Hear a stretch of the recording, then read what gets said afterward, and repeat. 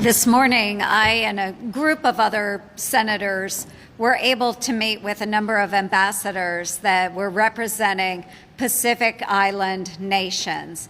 And in that discussion, there was one common theme that kept popping up between the senators and these ambassadors. That common theme was China. And it was the pressures coming from China on those nations.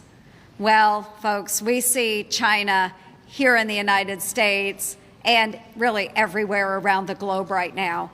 And right now, President Biden is asleep at the wheel. So we can see China and their malign influence in a number of ways. There's just a few I can name off now. One is that China has been aiding and abetting the flow of fentanyl from Mexico up into the United States of America. And we know the scourge that fentanyl is on all of our communities. A second example is that China is purchasing ag land across the United States. And in one specific example, China purchased land surrounding a U.S. military installation.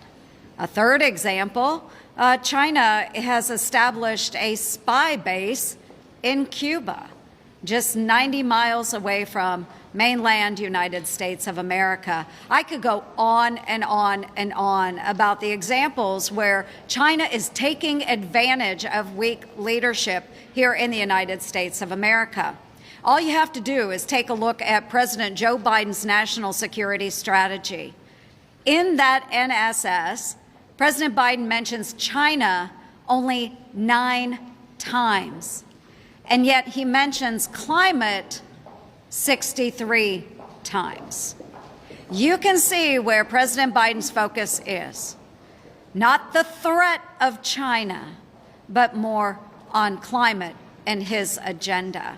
So we need strong American leadership, and unfortunately, right now, it's lacking coming out of the White House.